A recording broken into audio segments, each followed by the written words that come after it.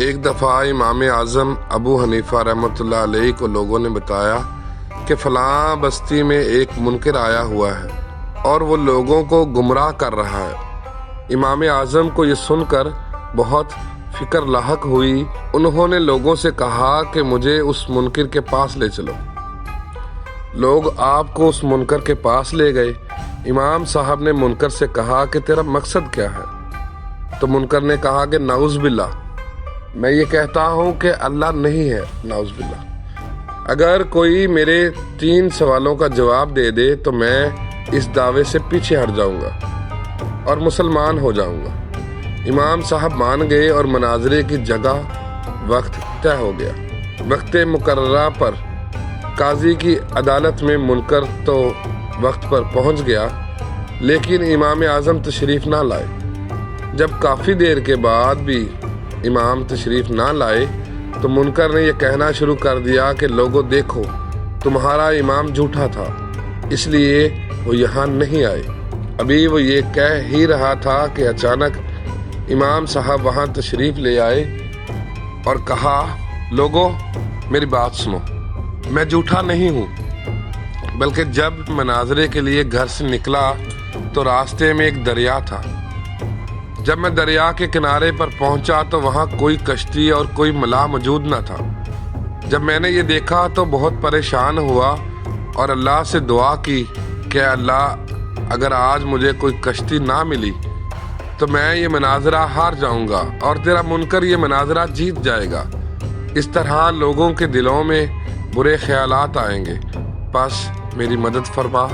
امام اعظم رحمۃ اللہ علیہ نے فرمایا کہ ابھی میں یہ کہہ ہی رہا تھا کہ آج دیکھتا ہوں کہ کنارے پر موجود درخت خود بخود کٹ رہے ہیں، پھر ان کے تختے بن رہے ہیں اور وہ تختے خود بخود آپس میں جڑ رہے ہیں، اور دیکھتے ہی دیکھتے کشتی تیار ہو گئی، حالانکہ وہاں کوئی موجود نہ تھا۔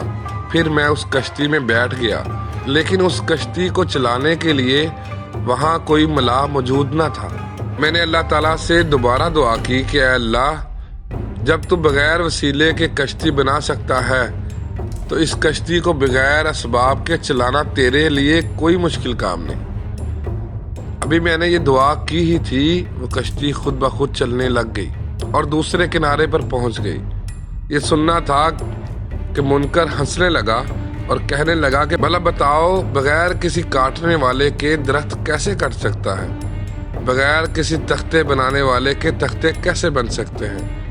بغیر کشتی بنانے والے کی کشتی کیسے بن سکتی ہے؟ اور بغیر کسی ملاح کے کشتی کیسے چل سکتی ہے؟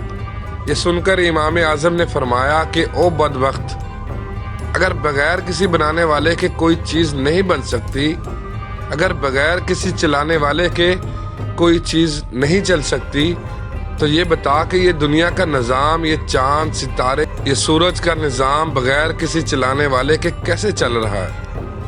یہ سن کر منکر ہکا بکا رہ گیا اور کہا، چلو مان لیا کہ اللہ تعالیٰ کی ذات موجود ہے جو اس کائنات کو چلا رہی ہے۔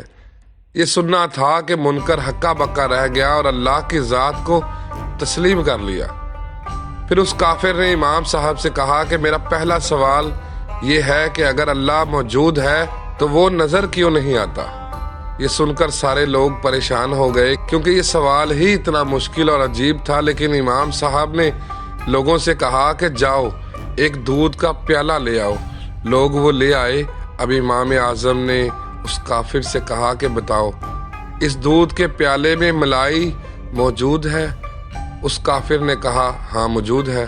پھر امام صاحب نے کہا کہ بتاؤ، اگر اس میں ملائی موجود ہے تو وہ نظر کیوں نہیں آتی؟ یہ سن کر کافر پھر سکتے میں آ گیا اور اس کا جواب اس کے پاس موجود نہ تھا۔ پھر امام صاحب نے فرمایا، او کافر، اسی طرح اللہ بھی موجود ہے اور وہ نظر بھی نہیں آتا۔ وہ ایک ہی وقت میں ہر طرف موجود ہوتا ہے، لیکن ہماری آنکھ میں اتنی طاقت نہیں کہ اسے دیکھ سکے۔ کافر نے کہا کہ چلو مان لیا، اللہ ہر طرف موجود ہے، لیکن اب میرے دوسرے سوال کا جواب دو۔ اگر اللہ ہر جگہ موجود ہے تو اس کا رخ کس طرف ہے؟ یہ سن کر سارے لوگ پھر سے پریشان ہو گئے، کیونکہ یہ سوال ہی اتنا مشکل اور عجیب تھا۔ اب امام صاحب نے لوگوں سے کہا کہ جاؤ ایک چراغ لے کر آؤ۔ لوگ چراغ لے آئے۔ امام صاحب نے کافر سے کہا کہ بتاؤ اس کی روشنی کا رخ کس طرف ہے۔ یہ سن کر کافر پریشان ہوا اور کہا کہ اس روشنی کا رخ ہر طرف ہے۔